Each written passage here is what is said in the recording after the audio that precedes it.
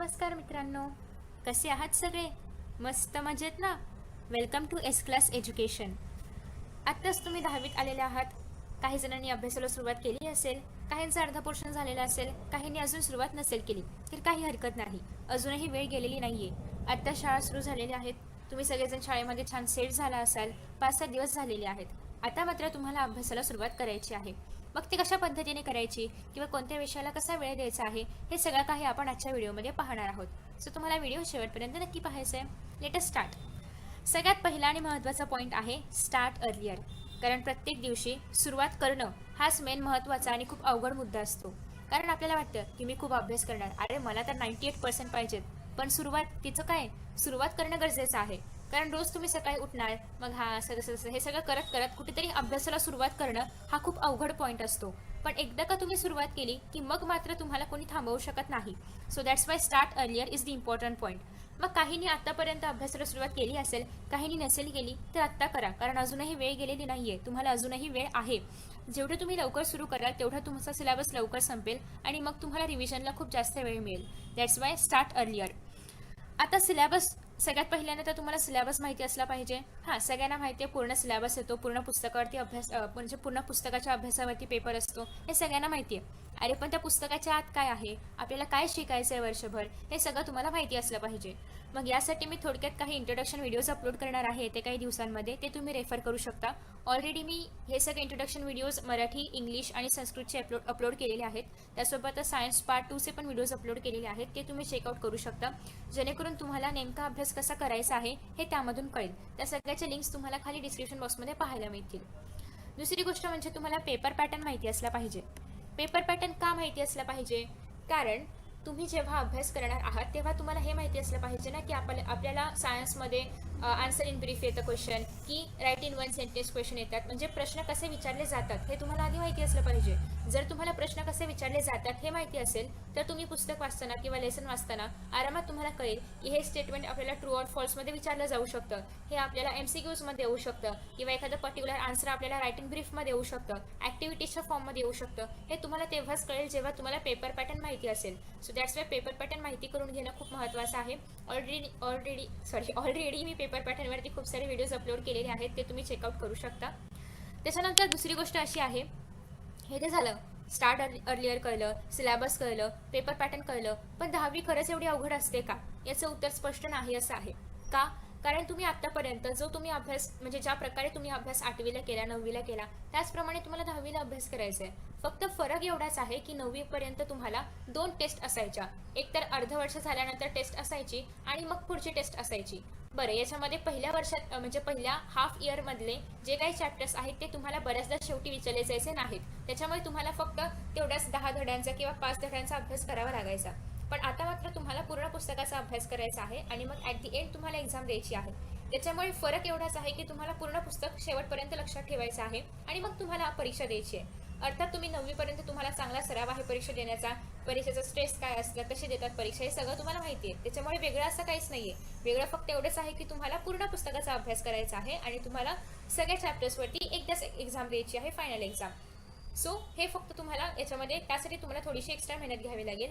बाकी याच्यामध्ये अवघड असं काहीच नाहीये. कारण विषय तर तेच आहेत. असं आहे का की तुम्हाला 9वीला काही वेगळे विषय होते, 10वीला एकदमच वेगळे काही आले, तुम्हाला त्याच्यामध्ये काहीच माहिती नाहीये? असं काहीच नाहीये. तेच विषय ठरलेले आहेत, सायन्स, मॅथ्स, मराठी, हिंदी, संस्कृत, जे काय असेल ते. ओके, सो बेसिकली विषय तेच आहेत. तुम्हाला सगळ्यांना 9वीला साधारणतः त्या विषयाची सगळी माहिती कळलेली आहे. 8वीपासून तुम्हाला इतर संस्कृत, मराठी जे पण असेल ते सगळे नवीन विषय कळलेले आहेत. त्याच्यामुळे तुम्हाला आता सगळ्याशी तुम्ही फेमिलियर आहात आणि तुम्हाला फक्त अभ्यास करायचा आहे. त्याच्यामुळे अवघड असं काहीच नाहीये. फक्त तुम्हाला त्याला वेळ द्यावा लागेल. अर्थात वेळ दिल्याशिवाय कुठलीही गोष्ट तुम्हाला मिळणार नाहीये. त्याच्यामुळे तुम्हाला त्याला टाइम द्यावा लागेल. मग टाइम देताना सगळ्यात महत्त्वाचा मुद्दा आहे तो म्हणजे सेल्फ स्टडी. आता बरेच जण कोचिंगला जातात, यू शुड गो. बरेच जण म्हणजे सगळेजण शाळेमध्ये जातात, सगळेजण जातात, बट तुम्हाला याच्या व्यतिरिक्त अभ्यास करायचा आहे. ओके, अर्थात तुम्ही क्लास नसेल जॉईन केला, काही हरकत नाहीये. तुम्ही फक्त स्कूल आणि सेल्फ स्टडी याच्या आधारावरतीही अत्यंत चांगले म्हणजे अबव 90% आरामात मिळवू शकता. त्याच्यामध्ये काहीच अडचण नाहीये. फक्त एवढंच की तुम्ही जर क्लासला जात असाल तर तुमची थोडीशी एक्स्ट्रा प्रॅक्टिस होईल, लिखाणाची होईल, किंवा थोडा एक्स्ट्रा 2-3दा अजून शिकवलं जाईल. That's the other benefits. Okay, so basically तुम्ही जेव्हा अभ्यास करणार आहात तर कॉलेज आणि क्लास जे पण आहे ते सगळं सोडून तुम्हाला स्वतःच असं सेल्फ स्टडी करायचं आहे. बरं, कशाला करायचं आता सेल्फ स्टडी? तर तुम्ही जेव्हा सेल्फ स्टडी कराल तेव्हाच तुम्ही या सेल्फ स्टडीमध्ये आन्सर्स बाय हार्ट करणं असेल किंवा सम्स सॉल्व्ह करणं असेल, स्वतःहून सॉल्व्ह करणं असेल किंवा त्यासोबतच जर एखादा लेसन रीड करणं असेल, त्याच्यावरचे प्रश्न तयार करणं, या सगळ्या गोष्टी तुम्ही सेल्फ स्टडीमध्ये करणार आहात. सपोज तुम्ही सेल्फ स्टडी नाही केला, हा क्लासमध्ये होत आहे, कॉलेजमध्ये स्कूलमध्ये होत आहे, हे सगळं होतं आहे, पण त्याच्या व्यतिरिक्त तुम्ही जर पेपर्स नाही सॉल्व्ह केले, तुम्ही जर स्वतःहून आन्सर्स लिहिण्याची प्रॅक्टिस नाही केली तर मग तुम्हाला परत पेपर लिहिताना खूप अवघड पडेल आणि त्याच्यामुळे तुम्हाला स्वतःला अभ्यास करणं गरजेचं आहे. रोज तुम्ही जर फक्त 3 ते 4 तास जरी सेल्फ स्टडीला दिले, कॉलेज येते तोंडामध्ये, स्कूल आणि कोचिंग हे दोन्ही सोडून तुम्ही जर फक्त 3 ते 4 तास जरी स्वतःसाठी किंवा स्वतःच्या अभ्यासासाठी दिले तर तुम्हाला एक्स्ट्रा काहीच करायची गरज नाही आहे. तुम्हाला फक्त 3 ते 4 तास रोजचे द्यायचे आहेत. बरं, आता एवढे तास आणायचे कुठून? तर तुम्ही 4 तास देणार आहात तुमच्या सेल्फ स्टडीला, 6 तास असेल तुमची शाळा, 2 ते 3 तास तुमचा क्लास असेल, प्लस तुम्हाला 8 तास झोपायचं आहे. किती झाले काउंट करा, 21 तास झाले. आता उरलेले जे 3 तास आहेत त्यामध्ये तुम्ही काहीही करू शकता. टीव्ही पहा, जेवण करा, जे पण तुमची सगळी कामं असतील ती तुम्ही या 3 तासामध्ये आरामात करू शकता. अर्थात ज्या दिवशी सुट्टी असेल त्या दिवशी तुम्हाला हे 6 तास पण एक्स्ट्रा इथे मिळणार आहेत, कारण शाळा त्या दिवशी नसणार आहे दर संडेला. सो त्याच्यामुळे दर संडेला तुम्हाला या तासामध्ये जे तुम्ही म्हणजे या 6 तासांमध्ये किंवा जे पण उरलेले तुमच्या टाइम टेबलनुसार जो पण वेळ असेल त्यामध्ये तुम्हाला एक असा पॅच अटॅच म्हणजे एक असा टाइम ठेवायचा आहे की ज्यामध्ये तुम्ही त्या आठवड्यात जे काही तुम्ही अभ्यास केला असेल, मग ते कुणीही शिकवलेलं असो किंवा तुम्ही स्वतः काही केलेलं असेल, तर ते सगळ्याची रिव्हिजन करायची. ओके, कारण एवढा मोठा सिलेबस जर तुम्हाला लक्षात ठेवायचा असेल तर तुम्हाला रिवाईज करणं गरजेचं आहे. त्याच्यामुळे तुम्हाला संडेला रिव्हिजन करता आली पाहिजे. ओके, सो हे झालं सेल्फ स्टडी बद्दल. आफ्टर दॅट नेक्स्ट गोष्ट अशी आहे की सिलेबस कधीपर्यंत कंप्लीट झाला पाहिजे. तर सिलेबस तुमचा at the end of the नोव्हेंबरपर्यंत कंप्लीट झाला पाहिजे. का? तर नोव्हेंबरच्या एंडला जर तुम्ही सिलेबस कंप्लीट केला तर डिसेंबरमध्ये तुम्ही फर्स्ट रिव्हिजन करणार आहात, जानेवारीमध्ये तुम्हाला सेकंड रिव्हिजन करता येईल, त्यासोबतच तुम्हाला थर्ड आहे ते म्हणजे फेब्रुवारीमध्ये तुम्हाला जानेवारी आणि फेब्रुवारीमध्ये तुम्हाला पेपर्स पण सॉल्व्ह करायचे आहेत. कारण तुम्ही कितीही अभ्यास केला आणि पेपर्स नाही सॉल्व्ह केले तर मग कुठे टाइम जास्त लागतोय, कशा पद्धतीने टाइम मॅनेजमेंट केलं पाहिजे किंवा कुठल्या विषयाला कसा वेळ दिला गेला पाहिजे, कोणत्या प्रश्नाला किती वेळ दिला पाहिजे, पेपर वेळेत होतोय की नाही किंवा तो एक्झामचा स्ट्रेस तर या सगळ्या गोष्टी तुम्हाला तेव्हाच कळतील जेव्हा तुम्ही पेपर सॉल्व्ह कराल. बरं, आता फक्त पेपर सॉल्व्ह नाही करायचे तर पेपर सॉल्व्ह केल्यानंतर ते पेपर्स तुम्हाला तपासूनही पाहायचे आहेत. आता जर तुम्ही ते पेपर शिक्षकांकडून तपासून घेतले तर उत्तम आहे, पण जर नसेल पॉसिबल तर तुम्ही स्वतःहून देखील ते पेपर्स आरामात चेक करू शकता. अर्थात स्वतःच्या चुका काढणं हे थोडंसं अवघड असतं, बट तुम्हाला ते स्वतःसाठी करायचं आहे. कारण जेव्हा तुम्ही ॲक्च्युअली पेपर देणार असाल तुमचा बोर्डचा तर तेव्हा तुम्हाला त्या चुका टाळता येतील. ओके, सो हे सगळं तुम्हाला करायचं आहे. पेपर वगैरे जानेवारी आणि फेब्रुवारीमध्ये सॉल्व्ह करायचं आहे. त्यासाठी तुम्ही कोणतेही पब्लिकेशनचे पेपर्स रेफर करू शकता. ॲटलिस्ट तुम्हाला 3 ते 4 पेपर्स तरी सॉल्व्ह करायचे आहेत प्रत्येक विषयाचे. ओके, सो तुम्ही जर आत्तापर्यंत इथे तुम्ही ऑलरेडी सिलेबस कंप्लीट केलेला आहे, इथे first revision, second revision, third revision, मग तुम्हाला पेपर सुरुवात असताना कळेल की एखादा प्रश्न आपल्याला नाही येते किंवा हा टॉपिक नाही आठवत आहे, मग तुम्ही तो प्रश्न किंवा तो टॉपिक पुन्हा एकदा रिवाईज करणार. सो अशा पद्धतीने पूर्ण एक्झामच्या आधी म्हणजे ॲक्च्युअल बोर्ड एक्झामच्या आधी तुमचा 3 ते 4 वेळा सिलेबसचा पूर्ण अभ्यास करून झालेला असेल. त्याच्यामुळे ते खूप चांगलं आहे, जेणेकरून तुम्हाला एक्झाममध्ये चुका होणार नाहीत किंवा एक्झाममध्ये हे आठवत नाही ते आठवत नाहीत असं होणार नाही. आणि त्यासाठी सगळ्यात महत्त्वाची गोष्ट आहे ती म्हणजे रिव्हिजन, जी तुम्ही ऑलरेडी केलेली असेल जर तुम्ही सिलेबस नोव्हेंबरपर्यंत सोडवलात तर. आणि हा कधी संपेल? जेव्हा तुम्ही आत्ता सुरुवात केली तर. जर तुम्ही आत्ता टंगळमंगळ केली, जूनमध्ये काही अभ्यास नाही केला, जुलैमध्ये काही अभ्यास नाही केला तर मात्र सिलेबस संपणं अवघड आहे. त्याच्यामुळे तुम्हाला आत्ता सुरुवात करावी लागेल, जेणेकरून at the end of the नोव्हेंबरपर्यंत, हा पण खूप जास्त वेळ सांगितला मी, ऑगस्ट ते ऑक्टोबरपर्यंत सगळ्यांचा सिलेबस ऑलमोस्ट संपत आलेला असतो आणि तुमचाही संपला पाहिजे. ओके, सो हे झालं इथपर्यंत. आणि तुम्ही जरी दिवसाचे 4 तास किंवा 3 तास जरी डेडिकेट केले तरीही हा सिलेबस आरामात संपतो. बरं, हे तर झालं सिलेबसबद्दल. आता संपवायचा कसा सिलेबस म्हणजे अभ्यास कसा करायचा हे आपण बघणार आहोत. तर सगळ्यात पहिली गोष्ट, मराठीबद्दल, इंग्लिशबद्दल आणि संस्कृतबद्दल मी व्हिडिओज ऑलरेडी अपलोड केलेले आहेत. सायन्स 2चे पण व्हिडिओज अपलोड केलेले आहेत. सायन्स 1, मॅथ्स 1, मॅथ्स 2 हे सगळं मी हळूहळू अपलोड करेनच. सो त्याप्रमाणे तुम्हाला व्हिडिओज पाहायला मिळतील. हिस्ट्रीबद्दल उत्तरं कशी लक्षात ठेवायची याची एक पूर्ण प्रोसिजर आहे. तुमच्याकडे आता वेळ आहे, आता सुरुवात झालेली आहे. सो तुम्ही त्याच प्रोसिजरने जर उत्तरं लक्षात ठेवली तर ॲट दी एंड ऑफ दी मार्चपर्यंत म्हणजे एक्झाम झाली तरीही तुम्हाला ती उत्तरं लक्षात राहतील. तर ती मेथड काय आहे ती एकदा नक्की पहा. या सगळ्या व्हिडिओची लिंक तुम्हाला खाली डिस्क्रिप्शन बॉक्समध्ये पाहायला मिळेल. ओके, त्यासोबतच तुम्हाला भूगोलामध्ये नकाशा आहेत. मग आता हे जे नकाशा आहे ते कसे लक्षात ठेवायचे? तर तुम्हाला भारताचा नकाशा ऑलमोस्ट माहिती असेल, नसेल तर तो एकदा ब्रशअप करा. आणि मग तुम्हाला ब्राझीलचा नकाशा ॲटलिस्ट 2 आठवड्यातून एकदा तरी जस्ट नजर फिरवायची आहे त्याच्यावरून, की कुठे काय आहे, कुठला प्रदेश कुठे आहे, किंवा सपोज की आपण एखादा ब्राझीलमधलं कुठलंही राज्य घेतलं, साओ पावलो असेल, तर त्याचे जे त्याच्या आजूबाजूला काय आहे, त्याच्या आजूबाजूचे राज्य कोणते आहेत, कुठे काही समुद्र आहे का, तर या सगळ्या गोष्टी तुम्हाला जस्ट डोळ्यासमोर दिसल्या पाहिजेत. कारण तुम्हाला नकाशा भरा हा खूप महत्त्वाचा प्रश्न येतो भूगोलामध्ये. तर बाकी त्या विषयाच्या व्हिडिओमध्ये मी ते सांगणार आहेच. आता जस्ट एक आयडिया दिलेली आहे. सगळ्यात पहिल्यांदा तुम्ही जेव्हा टाइम टेबल तयार कराल, अर्थात टाइम टेबल असं काही नसतं, तर बेसिकली तुम्हाला टू डू लिस्ट तयार करायची आहे. मग त्या टू डू लिस्टमध्ये तुम्ही काय करणार आहात, तर तुम्हाला दिवसभरात ज्या काही गोष्टी करायच्या आहेत त्या तुम्ही जस्ट लिहिणार आहात. अर्थात अशाही लिहू नका की ज्या पूर्ण होणार नाहीत आणि मग दुसऱ्या दिवशी तुम्हाला टू डू लिस्ट बनवायचाच कंटाळा येईल. ओके, अशा गोष्टी लिहा की ज्या तुम्ही पूर्ण करू शकता.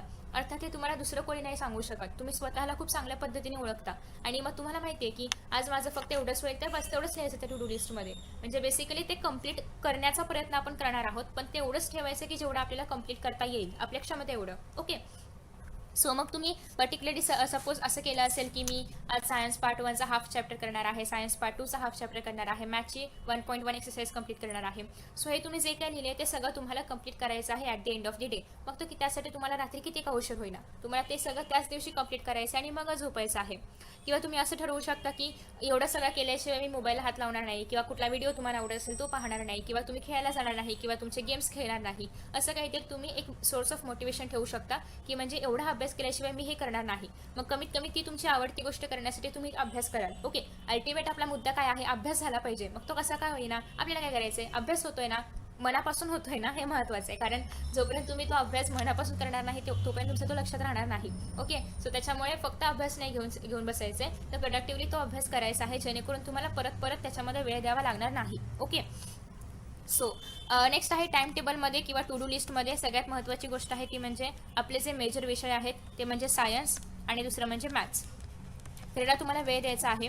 रोज काही झालं तरी तुम्हाला ऑल्टरनेट डेजमध्ये सायन्स आणि मॅथ्स ठेवायचंच आहे. मॅथ्सची प्रॅक्टिस तुम्हाला रोज ठेवावी लागेल, कारण त्याच्यामध्ये पार्ट 2मध्ये स्पेशली थिअरम्स आहेत. पार्ट 1मध्ये थोडासा अवघड चॅप्टर किंवा थोडं जास्त डोकं लावणारा चॅप्टर कुठला असेल तर तो आहे फायनान्शियल प्लॅनिंग. बाकी सगळे चॅप्टर्स खूप इझी आहेत पार्ट 1मधले. पार्ट 2मध्येच तुम्हाला जर थोडासा जास्त मेहनत करावी लागत असेल तर तो चॅप्टर आहे ट्रिग्नोमेट्री, सर्कल वगैरे. तर ते सगळे चॅप्टर्स तुम्हाला रोजच्या रोज वेळ देऊन करायचे आहेतच. अर्थात तुम्ही रोज 2-2, 3-3 तास मॅथ्सला नाही दिले तरी ॲटलिस्ट अर्धा ते 1 तास तरी मॅथ्सला द्यायचाच आहे. आणि नेक्स्ट आहे ते म्हणजे ऑल्टरनेट डेमध्ये तुम्ही सायन्स घेऊ शकता. असं करा की एक दिवस मराठी सायन्स आहे किंवा इंग्लिश मॅथ्स आहे, एक लँग्वेज आणि एक कुठलाही असा विषय सायन्स मॅथ्सवाला. ओके, सो असं तुम्ही एखादा टाइम टेबल ठरवू शकता. तुमच्याकडे 4 तास आहेत, मग 2 तास सायन्सला दिले, 2 तास मराठीला दिलं. मराठीला एवढा वेळ लागत नसेल तर 1 तास मराठी, दुसरा 1 तास दुसरा काहीतरी विषय. तर असं तुम्ही काहीतरी करून स्वतःच्या प्रमाणे टाइम टेबल डिसाईड करू शकता. सो हे झालं टाइम टेबलबद्दल. आता दुसरी गोष्ट अशी आहे की बऱ्याच जणांचा असा प्रश्न होता की बेसिकली ज्यांना पुढे एंट्रन्स एक्झाम वगैरे द्यायच्या आहेत तर त्यांनी त्यांचा अभ्यास देखील आतापासून सुरू करू शकतात. मग आता काय करायचं आहे, एक तर सगळ्यात पहिल्यांदा 10च्या अभ्यासाला प्रायोरिटी द्यायची आहेच, पण त्यासोबतच तुम्ही महाराष्ट्र बोर्डमध्ये आहात त्याच्यामुळे तुम्हाला थोडीशी CBSEची बुक्स रेफर कराव्या लागतील जर तुम्ही पुढे जाऊन नीट एक्झाम किंवा JEE असं काही देणार असाल तर. ओके, जर तुम्हाला प्लेन BSc करायची असेल किंवा तुम्हाला प्लेन BCom करायचं असेल किंवा तुमची साईट वेगळी असेल किंवा तुम्हाला दुसरं काहीतरी करिअर करायचं असेल तर मग तुम्ही त्यानुसार अभ्यास करू शकता. पण जे पर्टिक्युलरली नीट किंवा JEEची तयारी करणार आहेत, ज्यांना पर्टिक्युलरली इंजिनिअरिंग किंवा डॉक्टर्स व्हायचं आहे, तर बेसिकली त्यासाठी मग तुम्हाला आतापासून थोडीशी तयारी करावी लागेल. अर्थात तुम्हाला पूर्ण दिवस त्यालाच डेडिकेट नाही करायचं आहे, पण तुम्हाला जर असं वाटत असेल की 11th आणि 12thमध्ये मला थोडंसं इझी जावं तर मग त्यासाठी तुम्ही आत्ताचा काही वेळ सेव्ह करून तो वेळ CBSEची बुक्स वगैरे रीड करण्यासाठी वापरू शकता. मग तुम्ही जर JEE देणार असाल तर तुम्हाला मॅथ्सच्या बुक्सचा थोडासा अभ्यास करावा लागेल. जर तुम्ही नीट देणार असाल तर तुम्हाला सायन्समधील बायोलॉजीचे जे काही चॅप्टर्स आहेत ह्युमन फिजिओलॉजीमधले वगैरे ते सगळे थोडेसे रीड करावे लागतील. ओके, त्याच्यानंतर स्टार्टिंग वगैरे कशी करायची 10ची, तर बेसिकली तुम्हाला सगळ्यात पहिल्यांदा तर सिलेबस माहिती असला पाहिजे, हे मी ऑलरेडी सांगितलेलं आहे. त्याच्यानंतर जेव्हाही तुम्ही नवीन चॅप्टरला सुरुवात करणार असेल, कुठलाही नवीन चॅप्टर असो, मग तो सायन्स असो, मॅथ्स असो, मराठी असो, व्हॉटेवर, तर तो चॅप्टर आधी स्वतः वाचायचा आहे. अर्थात शाळेमध्ये किंवा कोचिंगमध्ये शिकवण्याआधी तो तुम्हाला स्वतः वाचायचा आहे. किंवा तुम्ही कुठलाही व्हिडिओ पाहू शकता यूट्यूबवरचा. मी देखील व्हिडिओज अपलोड केलेले आहेत, तुम्ही हवे असतील तर ते व्हिडिओज रेफर करू शकता. ऑलमोस्ट सगळा सिलेबस मी अपलोड केलेला आहे, फक्त मॅथ्समधल्या काहीतरी पर्टिक्युलर 2 ते 3 चॅप्टर्स बाकी आहेत, ते मी लवकरच अपलोड करेन. त्यासोबतच तुम्हाला इतर जे काही विषय आहेत मॅथ्स सोडून इतर जे विषय आहेत त्या सगळ्याचे 1 शॉट व्हिडिओज पण बरेचसे पाहायला मिळतील सायन्सचे वगैरे, ते पण तुम्ही रेफर करू शकता. तर बेसिकली चॅप्टरला सुरुवात केल्यानंतर तो चॅप्टर आधी रीड करायचा आहे, मग तुम्ही तो चॅप्टर कोणाकडूनही शिकून घेऊ शकता. मग ते स्कूलचे टीचर्स असतील किंवा कोचिंगचे टीचर्स असतील किंवा कुठलेही टीचर्स असतील, किंवा तुम्हाला जर स्वतःहून समजला वेल अँड गुड. मग तुम्हाला डायजेस्ट नवनीत जे पण तुम्ही रेफर करणार असाल टार्गेट वगैरे, ज्याच्यामध्येही तुम्हाला असं वाटत असेल की हे आन्सर्स मला वाचून कळत आहेत, तर ते तुम्ही रेफर करायचं आहे आणि त्याच्यामधून तुम्ही आन्सर्स पाहू शकता. किंवा तुम्हाला असं वाटलं की टेक्स्टबुकची लँग्वेज याच्यापेक्षा इझी आहे, तर तुम्ही टेक्स्टबुकमधून आन्सर्स फाइंड आउट करू शकता. फोर्थ पॉईंट असा आहे की तुम्हाला ते आन्सर्स समजून घ्यायचे आहेत आणि आता तुमच्याकडे वेळ आहे, त्याच्यामुळे लगेच पाठ करायला जाऊ नका. तर आन्सर्स आधी समजून घ्या, लिहून वगैरे बघा आणि त्याचे रिव्हिजन तुम्हाला at the end of the week म्हणजे संडेला वगैरे करायची आहे. तर मग त्यानुसार तुम्ही कसं लक्षात ठेवायचं वगैरे ते तुमच्यावरती आहे. बेसिकली हिस्ट्रीची मी मेथड सांगितलेली आहे, ती तुम्ही सायन्सला पण फॉलो करू शकता, नो प्रॉब्लेम. पण सायन्सला फक्त रट्टा मारून उपयोग नाही आहे, तर सायन्सला तुम्हाला ते समजून घेता आलं पाहिजे. हिस्ट्रीसारखा विषय असा आहे की तुम्हाला ते थोडंसं पाठ करावंच लागतं, कितीही समजून घ्यायचं म्हटलं तरी पण सायन्स असं आहे की ते तुम्ही स्वतः पण मनाने उत्तरं लिहू शकता. तर त्यासाठी तुम्हाला आधी ते समजून घेता आलं पाहिजे की याच्यामध्ये नेमकं काय सांगितले, आणि मग ते तुम्ही स्वतः आधी लिहून पहा तुम्हाला येतंय का, आणि मग त्याच्यानंतर जे काही पॉईंट्स राहिले असतील किंवा तुम्हाला लिहिता नसतील आले, ते मग तुम्ही डायजेस्टमधून वगैरे पाहू शकता. नेक्स्ट पॉईंट आहे ते म्हणजे तुम्ही फ्लोचार्ट्स आत्ताच तयार करून ठेवा, जेणेकरून तुम्हाला जेव्हा एक्झाम्स वगैरे असतील तेव्हा त्या फ्लोचार्ट्सचा उपयोग करता येईल, किंवा तुम्हाला डायजेस्टमध्ये, नवनीतमध्ये, टार्गेटमध्ये कुठेतरी फ्लोचार्ट्स वगैरे पण मिळतील. त्याच्यानंतर नेक्स्ट आहे मॅथ्ससाठी वगैरे तुम्हाला सगळ्यात पहिल्यांदा तर कॉन्सेप्ट्स क्लिअर करायचे आहेत, आणि मग तुम्हाला टेक्स्टबुकमधले सगळे क्वेश्चन सॉल्व्ह करता आले पाहिजेत. मग ते प्रॉब्लेम सेट असो किंवा प्रॅक्टिस सेट असो किंवा सॉल्ड एक्झाम्पलसुद्धा, कारण कुठूनही प्रश्न तयार होऊ शकतो, पण तो प्रश्न तुमच्या ऑलमोस्ट पुस्तकामधलाच असतो किंवा पुस्तकाशी रिलेटेडच असतो. त्याच्यामुळे तुम्ही जर पुस्तकामधले सगळे एक्झाम्पल सॉल्व्ह केले तर तुम्ही इझिली आरामात मॅथ्समध्ये आउट ऑफ स्कोर करू शकता. आणि मॅथ्स आणि सायन्समध्ये स्कोर करणं तेवढं अवघड नाही आहे जेवढं लँग्वेजेसमध्ये स्कोर करणं आहे. कारण मॅथ्स आणि सायन्समध्ये ठरले की ही अशी प्रोसेस आहे, ही अशी होणारच आहे, पण तसं मराठीमध्ये किंवा हिंदी असेल तर हिंदीमध्ये, इंग्लिशमध्ये तसं नाही आहे. तुम्हाला स्वतःहून तो एसे असेल किंवा तो रिपोर्ट असेल तो फ्रेम करावा लागतो, आणि मग त्यामध्ये ग्रामर्समध्ये वगैरे मार्क्स जातात. सो त्याच्यामुळे तुम्ही काय करू शकता की मॅथ्स आणि सायन्सवरती फोकस करा, आणि त्याच्यामध्ये तुम्हाला आउट ऑफ मार्क्स मिळतातच. ओके. किंवा संस्कृत असेल तर वेल अँड गुड, संस्कृतमध्ये थोडेसे मार्क्स जाण्याची शक्यता कमी असते आणि जास्त मिळण्याची शक्यता जास्त असते, त्याच्यामुळे संस्कृतवरतीही जास्त फोकस करा. हे सगळं झाल्यानंतर मग तुम्हाला मराठी आणि इंग्लिशचं रायटिंग स्किलची प्रॅक्टिस करायची आहे, कारण तो सगळ्यात महत्त्वाचा पॉईंट आहे. बरेच जण वर्षभरामध्ये रायटिंग स्किलची प्रॅक्टिस तितकीशी करत नाहीत, आणि मग ॲट दी एंड मुमेंट मग त्यांना तेवढा वेळही मिळत नाही, त्याच्यामुळे रायटिंग स्किलची प्रॅक्टिस पण महत्त्वाची आहे. हिस्ट्री आणि जॉग्रफीसाठी मी ऑलरेडी सांगितलेलं आहे. तर अशा पद्धतीने हे काही पॉईंट्स होते. आय होप की तुम्हाला सगळे पॉईंट्सबद्दल आयडिया मिळाली असेल, कशा पद्धतीने सुरुवात करायची आहे, काय करायचे आहे, रिव्हिजन कशी करायची आहे, हे सगळं मी ऑलरेडी सांगितलेलं आहे. त्यासोबतच अजून एक प्रश्न असा होता की किती तास अभ्यास करायचा. अगेन किती तास हे महत्त्वाचं नाही आहे, तुमची जोपर्यंत ठरवलेली लिस्ट कंप्लीट होत नाही आहे तोपर्यंत तुम्हाला अभ्यास करायचा आहे. ती कंप्लीट झाली की मग ठीक आहे, ओके.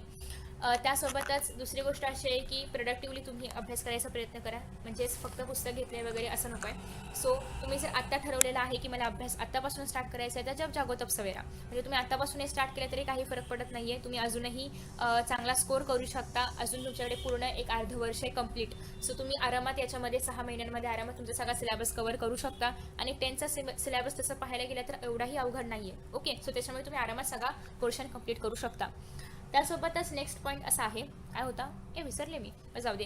तुमच्याकडे जर काही प्रश्न असतील तर तुम्ही खाली कमेंट बॉक्समध्ये मेन्शन करू शकता, जेणेकरून जेव्हा मला असं वाटलं की त्या प्रश्नांवरती व्हिडिओ करणं गरजेचं आहे तर मी व्हिडिओ करेन, किंवा त्याच्या खालीच मी तुम्हाला त्याचा आन्सर पण सांगू शकते. ओके. त्यासोबतच नेक्स्ट असं होतं की तुम्हाला at the end of the year म्हणजे साधारणतः फेब्रुवारीमध्ये वगैरे काही प्रॅक्टिकल्सचे बुक्स कंप्लीट करायचे असतात किंवा काही प्रोजेक्ट्स कंप्लीट करायचे असतात. ते शक्य असेल तर दिवाळीच्या सुट्टीपर्यंत तुम्ही कंप्लीट करण्याचा प्रयत्न करा, कारण मग लास्ट मोमेंटला खूप घाई होते. ऑलरेडी रिव्हिजन बाकी असते, पेपर सॉल्विंग बाकी असतं, त्या सगळ्यामध्ये मध्येच प्रॅक्टिकल्स पण येतात. ओके. सो त्याच्यामुळे तुम्हाला जर काही प्रॅक्टिकल बुक्स वगैरे स्कूलमधून आता सध्या नसेल सांगितलं, बट हळूहळू सांगतीलच, तर ते शक्यतो जितक्या लवकर शक्य असेल तितक्या लवकर तुम्ही कंप्लीट करा. कंप्लीट करण्यासाठी मी व्हिडिओज पण अपलोड केलेले आहेत, ते पण तुम्ही पाहू शकता. हार्डली 10 ते 15 दिवसामध्ये प्रॅक्टिकल बुक लिहून कंप्लीट होते, तर ते सगळं तुम्ही दिवाळीच्या सुट्टीमध्येच कंप्लीट करा, कारण लास्ट मोमेंटला प्रचंड घाई होते. So yes, I have completed all the things. तुम्हाला जर काही डाऊट्स असतील तर तुम्ही कमेंट बॉक्समध्ये मेन्शन करू शकता. अजून एक महत्त्वाची गोष्ट होती की गोल सेट करा तुमचा जो काही असेल तो, किती पर्सेंटेज मिळवायचे आहेत. बट गोल असा असला पाहिजे की जो तुम्हाला मोटिवेट करेल, ना की तुम्हाला डिप्रेशनमध्ये टाकेल. ओके. म्हणजे असं नाही पाहिजे की अरे माझा कधी अभ्यास होणार, याव असं डिप्रेशनमध्ये नाही जायचं, अजिबात नाही. सो गोल असा असला पाहिजे की अरे मला एवढे मिळवायचे आणि मी एवढा अभ्यास करणार. Okay. So something like that. So thank you so much for watching this video. Best of luck for your new journey and see you in the next video. I hope की तुम्हाला हा व्हिडिओ आवडला असेल. Bye bye.